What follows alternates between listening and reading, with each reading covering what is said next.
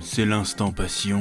Cette vidéo est sponsorisée par NordVPN. Oui. Un VPN te permettra de protéger ta confidentialité sur internet en chiffrant toute ton activité en ligne et permet aussi d'accéder à du contenu géobloqué sur le net. Par exemple, tu veux accéder à du contenu exclusif du catalogue Netflix, comme par exemple la saga Harry Potter qui est disponible sur le Netflix UK, ou encore le film Les 4 Fantastiques qui est disponible sur le Disney+ US. Eh bien un coup de NordVPN et c'est disponible. Tu peux aussi te géolocaliser ailleurs pour prendre un abonnement Crunchyroll moins cher que depuis la France. Il n'y a pas de petites économies? Oui. Jusqu'à 10 appareils en simultané, téléphone, ordi, tablette, y compris les Apple TV et Android TV pour profiter du changement d'adresse IP directement sur sa télé. Et ce n'est pas seulement un VPN, avec le Pack Plus, c'est aussi une protection de la navigation qui bloque les sites et les fichiers malveillants, ainsi que les pubs intrusives et les trackers web. 4 mois d'abonnement supplémentaire sur les abonnements NordVPN de 2 ans, soit l'équivalent de moins de 3 € par mois. Satisfait ou remboursé sur les 30 premiers jours, offre uniquement dispo via le lien en description. Merci à NordVPN d'avoir sponsorisé cette vidéo. Que la passion vous guide. Oui. C'était l'instant passion. Ouais. Yo les bros, bienvenue sur Spatule Bro, je suis le chef et on se retrouve aujourd'hui pour la plus ou moins attendue review du plus ou moins attendu Avatar 3, Feu et Cendre, Fire and Ashes de James Cameron, 3e opus de la saga Avatar. Bon, j'ai été voir le film ce matin. Bon, je vais spoiler dans cette review. Hein. Je vais tâcher quand même de faire les 3-4 premières minutes sans spoil, pour te donner mon petit avis général. Et puis après, tu fais ce que tu veux, tu continues pas. Bon, James Cameron, t'es un génie. T'es un génie pourquoi? Pas parce que t'as réalisé des grands films, même si t'as réalisé des grands films. Pas parce que tu sais péter le box-office comme personne. Non, t'es un génie parce que t'arrives à recycler tes films d'une manière inouïe. C'est du cinéma écolo, j'ai envie de te dire. Parce que déjà, Avatar 1, on l'a tous vu, Avatar 1, grande prouesse technologique, 3D, machin, mais chouette, voilà. Incroyable. On a vu Avatar 2, il y a 1 an ou 2, je crois. Peut-être 3. Avatar 2, bon, c'était sympathique, mais c'était un petit peu, pour les 3/4 du film, une repompe, d'Avatar 1. Et là, il est encore plus balèze, parce que Avatar 3, c'est une repompe du 2. C'est fou comment il fait. Comment il fait? Il a cru que... C'est cette fois, il s'est pas passé 15 piges entre les deux films. On se souvient du 2. On l'a vu. Tu nous fais le coup pour le 2. C'était 15 ans après, à peu près. C'était 2009, je crois, Avatar. Tu nous fais le coup pour le 2. On dit, bon... C'est normal, tu nous le ressors 15 ans après. C'est presque un semi-remake. On pardonne. Là, on se souvient très bien du 2, frérot, tu fais quoi, là? Oh. Mais bon, au-delà du côté un peu réchauffé, dans le sens où tu sens que c'est vraiment la même structure, il y a les fondamentaux d'une saga. Je détaillerai ça un peu après le moment spoil. Mais en dehors de cet aspect-là, qui est un peu relou, en vrai, si tu prends le film tout seul, il est bien. Il est bien en vrai, mais juste bien. Il n'y a pas la claque de Avatar 1. Il n'y a pas le petit peu de surprise de Avatar 2, que j'avais pas énormément apprécié par ailleurs. Là, on est vraiment en terrain connu, à part 2-3 nouveautés. En vrai, est-ce qu'on n'a pas fait le tour? Le film est généreux, attention, visuellement c'est beau sa mère, peut-être même encore plus beau que les 2 premiers, notamment au niveau des expressions faciales et tout, t'as vraiment l'impression que c'est des vraies personnes, tu sais que c'est de la 3D, CGI et tout ça, mais t'as vraiment l'impression qu'ils sont palpables, réels et tout, c'est... Plus que jamais, vraiment. Je trouvais que c'était vraiment très très beau, très très détaillé. Les expressions sont folles, les environnements sont fous aussi, mais bon, c'est les environnements de Pandora qu'on a déjà vu dans les 2 premiers films. Ah, c'est peut-être un défaut aussi, il n'y a pas vraiment de nouveaux décors non plus. En tout cas, il y a des nouveaux décors, mais qui dénotent pas de ce qu'on a déjà vu. Voilà, c'est beau, les scènes d'action sont stylées, ça explose de partout, ça fonctionne bien, le scénario... Bon, il est ce qu'il est, mais il tient plus ou moins la route quand même. Mais globalement, si je me suis pas totalement fait chier devant le film, j'ai pas été spécialement transporté non plus. Et tu te demandes où ça va cette histoire, parce que en fait, autant le 1, il y avait une conclusion, autant le 2 appelait à une suite, autant le 3, il n'y a ni conclusion, ni appel à la suite. C'est une fin très bizarre. C'est-à-dire que bon, l'aventure est finie, et tu auras une suite et tu auras pas de suite. Il n'y a pas de vraie conclusion, c'est ça la fin. Tu te dis, c'est quoi cette histoire? Donc, là c'est juste pour la partie pas spoil. Allez le voir. Je pense que vous ne passerez pas un désagréable moment. Parce qu'encore le spectacle est au rendez-vous. Attention. La nouvelle méchante est plutôt cool. Voilà, ça redynamise un petit peu. Peut-être pas suffisamment pour que le film ait un véritable intérêt en dehors du côté spectacle. Mais bon, ça tente des trucs. Et voilà, je me suis pas fait chier totalement, mais je n'ai pas été transcendé. Et très probablement que ça vous fera pareil. Encore une fois, hein, le 2, il est arrivé 10-15 ans après le 1. Donc il y a peut-être un petit côté nostalgique qui fait que bon, il faut nous remettre dedans. Là, c'est récent. Tu nous rebalances à peu ou prou, t'es mal l'expression, la même chose. Voilà. Donc, voilà, maintenant si vous n'avez pas vu le film, vous pouvez vous barrer. Hein, je vais spoiler comme un bâtard maintenant. Attention, oui. Attention, il va y avoir de la médisance. Je préfère vous prévenir tout de suite. Bon, comme je le disais, en préambule de cette vidéo, tu nous as fait 3 fois le même film, bâtard. Qu'est-ce qui se passe, en fait? C'est pas 3 fois le même, tout à fait. Voilà, alors, on va dire que ça s'appelle Avatar. C'est méta, en fait. C'est-à-dire qu'il y a Avatar 1, il y a Avatar 2, c'est un avatar du 1, et Avatar 3, c'est un avatar du 2, mélangé avec des éléments du 1. Voilà, c'est très très bizarre. La structure du film, elle est obvious, je veux dire, c'est presque au moment près la même structure que le 2. Sauf que dans le 2, toute la partie découverte d'une nouvelle tribu, c'était les gosses de Jacques Souly qui faisaient la découverte, là, qui plantaient leurs tentacules dans des baleines et des machins comme ça. Là, à la place, c'est Quaritch, le méchant, j'allais dire iconique, on va peut-être pas exagérer, le méchant récurrent, on va dire, de la saga Avatar, qui découvre, au bout de 2 heures de film, un truc comme ça, là, la tribu des cendres. Voilà. Sachant que cette tribu des cendres, autant la chef, qui s'appelle Varang, je crois, nouvelle méchante, très très stylée, très charismatique, très cool, qui malheureusement est un peu sous-exploitée dans le film une fois qu'elle est introduite, ça c'est un petit peu dommage.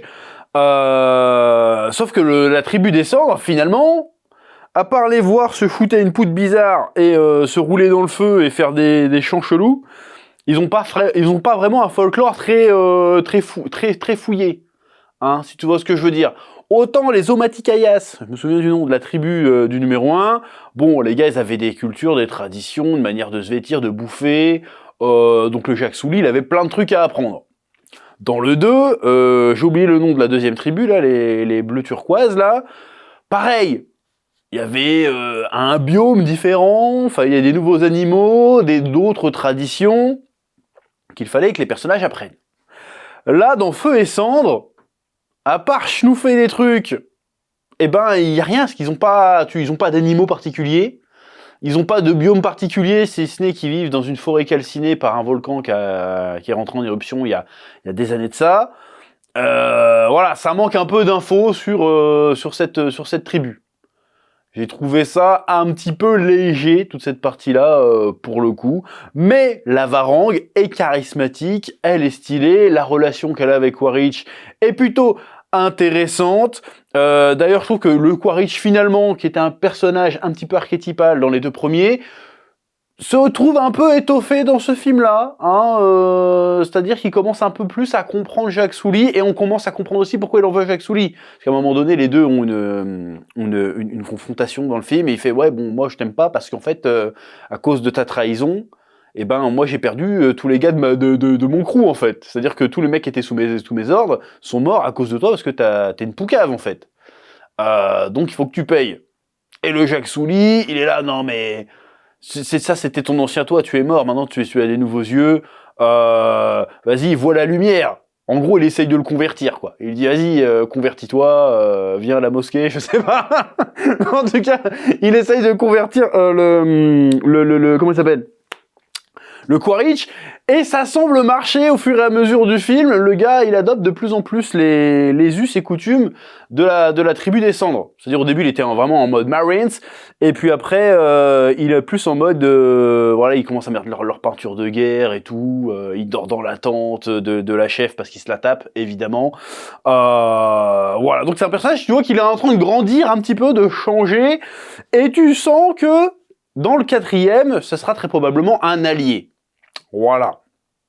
Ce qui peut être une évolution intéressante du personnage. Il est beaucoup moins caricatural, beaucoup plus en subtilité dans ce film-là, je trouve. Bon. Une fois que ça c'est dit, tout le reste, c'est exactement le 2. Je suis désolé, c'est exactement le 2. À chaque truc, les gosses de Jake Sully, je suis désolé, Jake Sully, arrête de dire Jake Sully, il faut arrêter de dire Jake Sully, de Jake Sully, ils sont insupportables. Le fils, Loak, je crois que c'est ça, il est chiant celui-là. À chaque fois, on lui dit de faire un truc, il fait le contraire. Meurt au bout d'un moment, il y en a marre en fait. Son père lui dit va là-bas, là j'y vais pas là-bas. Son père lui dit hey, surveille tes sœurs. Non, je vais pas surveiller mes sœurs. Son père lui dit prends ta radio bâtard. Et il prend pas sa radio. Au bout d'un moment, faut arrêter.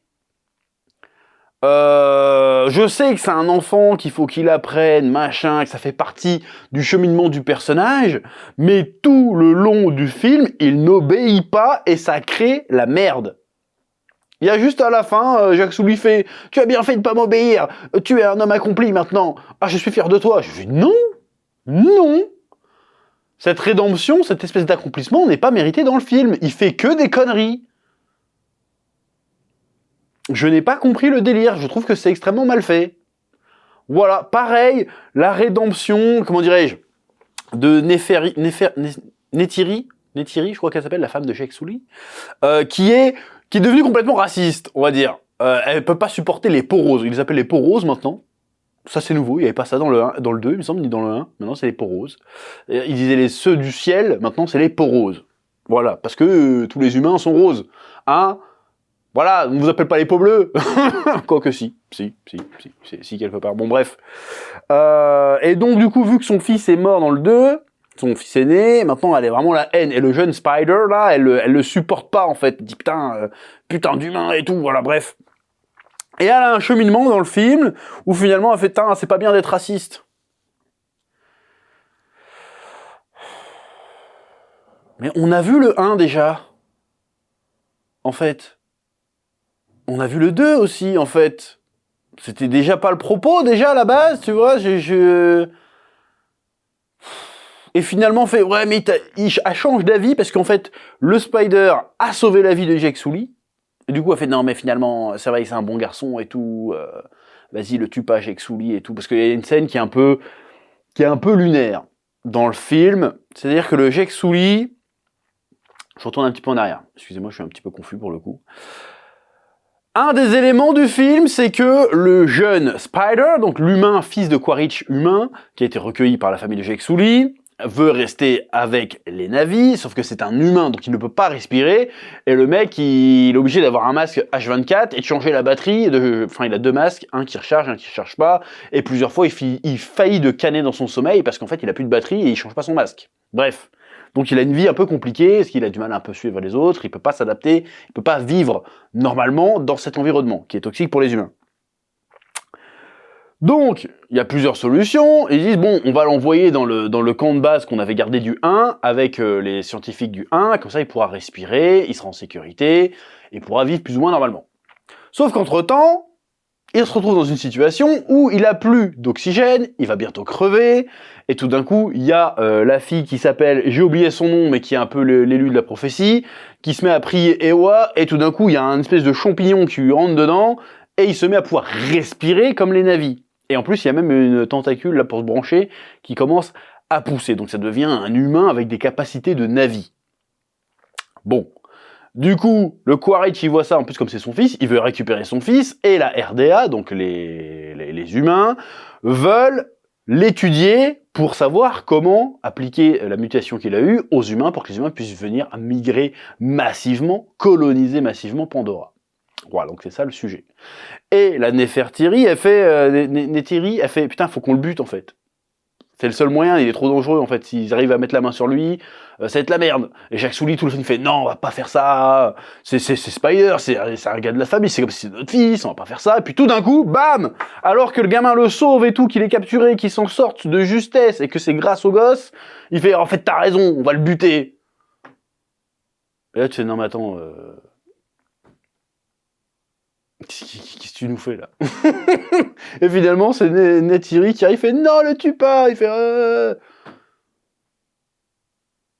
C'était un petit coup pour rien, je trouve, cette partie-là. Pendant un moment, j'y ai cru, il va le buter pour de vrai, oh, incroyable!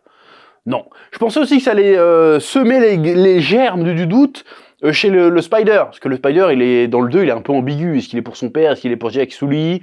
Je me suis dit, putain, il va se venger, parce qu'il est humain, si tu veux. Voilà, parce que c'est ça un peu les travers humains. Il fait, putain, je vais être adopté par cette famille, eux, ils font que se méfier de moi. Au bout d'un moment qu'il a niqué leur mère, je vais retourner avec mon vrai père, et puis je vais les buter, parce qu'au moins, là-bas, je suis accepté, je suis chez moi. Eh ben non. Il fait genre, ah, vous avez essayé de me tuer, mais je comprends, je vous pardonne. Un peu force de café, je trouve, ce truc-là. Oui. Bon, et là, entre la nouvelle méchante, le traitement de Quaritch et le traitement autour de Spider, bah c'est un petit peu les seules choses un peu nouvelles du film. Tout le reste, encore une fois, hein, c'est une repompée, c'est-à-dire que les méchants humains sont à la recherche à la fois de Jack Sully et de Spider.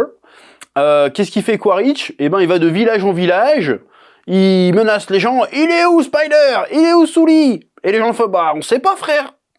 Ou alors ils savent, mais ils veulent pas le dire. Donc exactement comme dans le 2, en fait.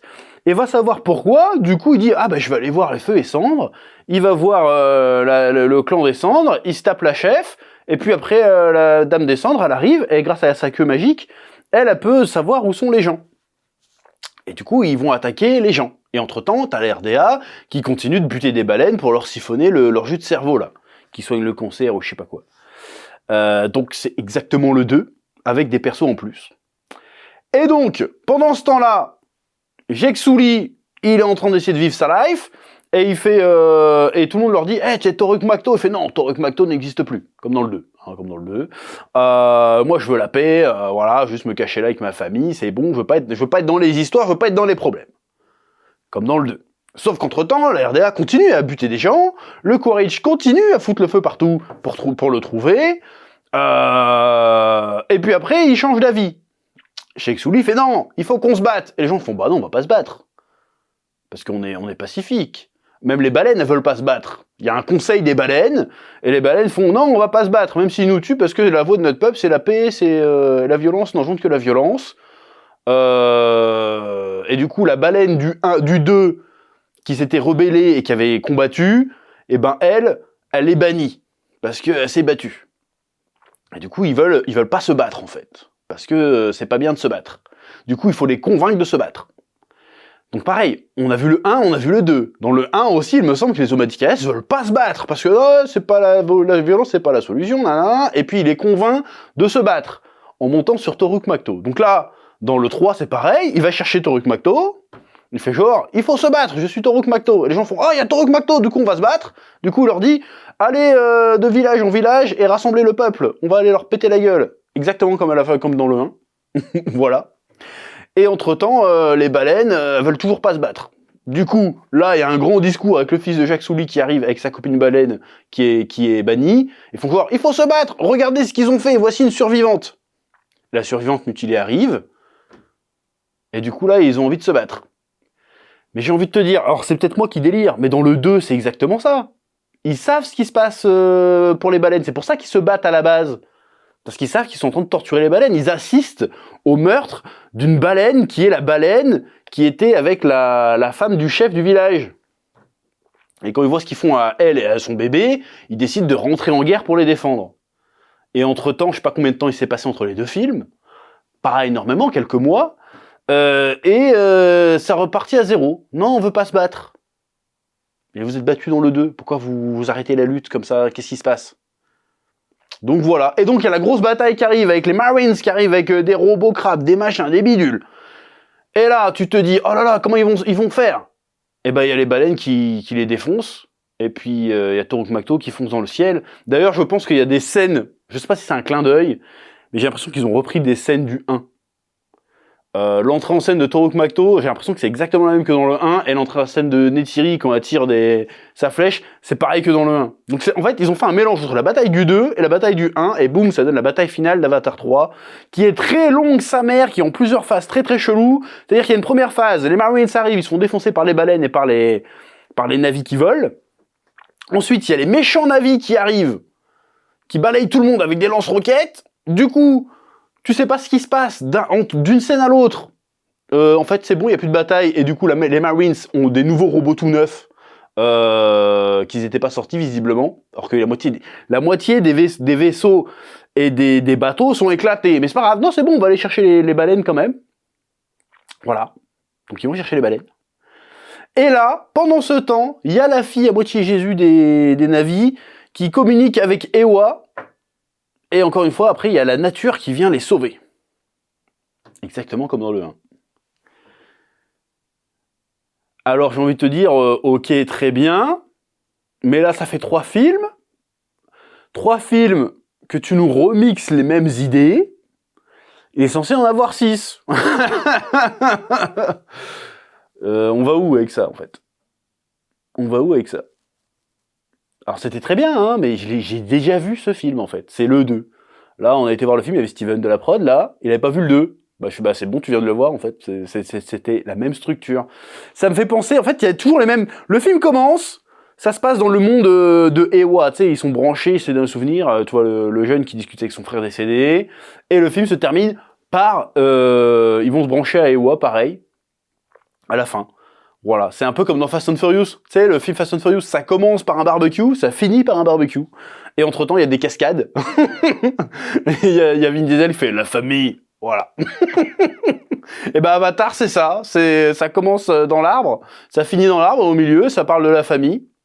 Voilà, t'as une scène où il se dispute avec sa femme, t'as une scène où il se dispute avec ses enfants, il y a des petites aventures où, d'ailleurs, les péripéties, c'est toujours les mêmes, c'est genre, oh, on a été séparés les enfants, il faut les retrouver, on les retrouve, vite, on essaye de s'échapper, zut, il y a un des enfants qui s'est fait kidnapper, allons le sauver, mais pendant qu'on va le sauver, un autre enfant se fait kidnapper, ou alors c'est la mère qui se fait kidnapper, il faut qu'on les retrouve. C'est toujours les mêmes péripéties, en fait. Pareil, le Spider se fait recapturer dans le 3 comme il se fait capturer dans le 2. Il a quasiment la même discussion avec son père. Si t'as rien à dire, James Cameron, il faut arrêter. C'est pas grave, t'aurais pu t'arrêter au 2, et puis c'est bon. Voilà. Surtout qu'à la fin, Quaritch, tu te dis, bon, Quaritch, bon, c'est la 3e fois qu'ils l'affrontent. Cette fois-ci, ils vont régler leurs différends une bonne fois pour toutes. Moi, j'étais persuadé que le Jake Sully allait canner dans le film. Je me suis dit, comment tu vas faire avancer l'histoire? C'est soit le méchant meurt, soit le héros meurt, soit les deux s'entretuent, et puis une nouvelle génération prend leur place. Que nini! Le Quaritch ne meurt pas. Alors, on nous fait croire qu'il meurt, mais il meurt pas. Et il meurt quasiment de la même façon que dans le 1, dans le 2 en plus. Il ne meurt pas. La méchante ne meurt pas non plus. Donc en fait, il récupère la dernière là, qu'il devait sauver. Le Quaritch se suicide, entre guillemets. Et moi, je m'attendais à autre chose, quoi. Surprise, tu te prends une flèche dans le cul et tu meurs. Non, ça finit, ils sont dans l'arbre, genre, c'est bon, la paix est revenue. Et du coup, je suis resté à la fin du film, et c'est quoi cette conclusion? Il a servi à quoi, le film? Vous avez sauvé momentanément les baleines, comme à la fin du 2, mais il n'y a rien qui est... Parce qu'au moins, le 2 annonçait le 3, si tu veux. Parce qu'on savait que Quaritch avait survécu. Là... il n'y a pas le côté « je reviendrai me venger », il y a juste conclusion, l'aventure est finie, hop, le festin d'Astérix, c'est presque ça. Et c'est fini. Pas de scène post-générique, rien, que dalle. Pas d'épilogue, réellement. Très très chelou cette histoire. Très très chelou. Bref, s'il y avait une chose à retenir de Avatar 3, c'est que ça va être compliqué de me vendre le 4, parce que le 4 n'est pas du tout posé en fait. Autant il y avait des pistes à la fin du 2 pour un 3, Autant pour le 4, je sais pas ce qu'ils vont bien faire. Hein. Pour moi, le Quaritch va devenir allié avec Jack Sully. Mais sinon, je vois pas qu'est-ce qu'ils peuvent faire comme suite. Voilà, pour relancer le conflit, l'intérêt. Moi, je voudrais bien une ellipse de 10-15 ans, là, pour qu'il ait le temps de se passer quelque chose. Mais là, t'as l'impression... Limite, t'as des scènes, tu te dis, mais le 1 et 2, ils ont pas eu lieu ou quoi, là? C'est quoi ce délire? Je veux dire, les humains ont pas bougé, en fait. Ils sont revenus au début du 2, ils commencent à faire leur ville dans leur coin, et c'est tout. Ils chopent plus le caillou qui flotte, là. Maintenant, c'est que le jus de baleine. C'est bizarre. Puis même, globalement, j'ai trouvé que les Marines dans le 3 étaient encore plus caricaturaux que dans les deux premiers. C'est vraiment... On est méchants. Ah, le capitalisme, c'est pas bien. Voilà. Et le personnage de Spider me saoule aussi. Le personnage de Spider, je comprends pas ce qu'il veut faire James Cameron avec ce personnage. Parce qu'on est vraiment dans la caricature du Rasta blanc, quoi. Je veux dire, c'est ça. C'est le gars, je suis désolé de le dire comme ça, mais c'est ça, le gars il veut être noir, quoi. C'est ça. Hein. Parce que quand il commence à pouvoir respirer, il fait « Hey, je peux avoir la peau bleue et faire 2,50 m aussi, s'il vous plaît ?» Respecte-toi un petit peu. Respecte-toi un peu, là. Parce que là, c'est compliqué. Hein. En plus, le mec, il se fait des rayures bleues et tout sur lui. Je fais « Mais... c'est... » Parce que ça marche, parce que c'est des navis, hein, t'ajoutes ça dans le vrai monde, c'est problématique ce que tu fais, mon petit. Qu'est-ce que c'est que cette histoire? Bref, il veut vraiment être un navi de fou, c'est bizarre. Je sais pas où il veut aller avec ça, dans son ensemble, hein, James Cameron, je sais pas où vous voulez en venir. Parce que si le propos c'est... comme le 1, quoi, capitalisme c'est mal, humain mauvais parce qu'il détruit la nature... on a compris, en fait. Tu vois ce que je veux dire? Je trouve que ce film, il apporte pas suffisamment de nouveautés pour justifier son existence. Voilà. Même technologiquement, c'est plus joli. Mais tu sais, la 3D, maintenant, on est habitué. Hein. Au bout de 3/4 d'heure, tu la vois plus. Hein. Donc faire ça 6 fois, va falloir vraiment trouver des putains d'idées hein, pour nous raccrocher. Parce que moi, déjà, de base, je suis pas fan de l'univers d'Avatar. Voilà, j'en ai déjà parlé, il me semble, à l'époque. C'est joli quand tu prends l'ensemble, attention c'est très bien fait, mais les créatures sont moches, que ce soit les navis ou que ce soit les animaux qu'il y a là-dedans. Franchement je te le dis, je vois la baleine telles qu'elles sont, les poissons qu'il y a dans cet univers, je les vois dans la vraie vie, je fais mais tuez-les hein. Qu'est-ce que c'est que ces créatures des enfers? C'est quoi ces monstres Lovecraftiens là? C'est Cthulhu, faut le buter, tu vois ce que je veux dire? J'ai du mal à avoir de l'empathie pour les animaux qu'il y a là-dedans. On dirait des trucs de cauchemar. Fais-leur des yeux mignons, fais un truc. Parce que je sais que c'est con ce que je dis, mais... je suis là, mais qu'est-ce que c'est que ces horreurs? Pollué, appelé Total, c'est pas possible. Qu'est-ce que c'est que ces trucs monstrueux? Bref. Moi, c'est une idée qui m'est venue aussi. Il faudrait faire un film Avatar du point de vue des humains. Ça ferait un film d'horreur de ouf. Ça serait Alien, plus ou moins. En vrai. T'imagines, t'as un humain tranquille, t'as un Marines, t'as des schtroumpfs de 2,50 m, t'as des espèces de rhinocéros avec 8 yeux, t'as des poissons géants bizarres qui soufflent comme des trous de balles. T'es dans Starship Trooper, en fait, du point de vue des humains. Faites un film du point de vue des humains, ce serait beaucoup plus intéressant. En vrai... c'est des monstres des enfers, les trucs. Bref, je suis pas fan de l'univers d'Avatar. Je trouve qu'il est pas si attrayant que ça. C'est joli de loin, mais les créatures sont dégueulasses. Pour moi, c'est pas mon délire. Bref. Mais j'aurais quand même pu apprécier le film. J'ai apprécié le premier, j'ai apprécié plus ou moins le deuxième. Le troisième, j'ai pas passé un mauvais moment. Mais, Osef, quoi, je l'ai vu. Voilà, c'est un petit peu dommage. Oui. Bref, c'est à peu près tout ce que j'ai à dire sur Avatar, parce que j'ai plus beaucoup de batterie dans ma caméra. J'espère que cette review vous aura au moins distrait. Je pense qu'elle est plus distrayante que le film en vrai, hein, presque quasiment. Il n'y a pas autant d'effets spéciaux. Mais voilà, bref. On a vu Avatar, c'est fait. Je suis pas persuadé qu'il marchera autant que les deux premiers. Parce que là, 3 fois le même film quand même, faut y aller. Voilà. Enfin, les films se copient entre eux, c'est très très bizarre, très très chelou. Redynamise le truc, James Cameron, tu peux le faire. Hein, allez. Bref. Que la passion vous guide, merci de m'avoir écouté, et je vous dis à très bientôt sur Spatule Bro pour de nouvelles vidéos. Oui.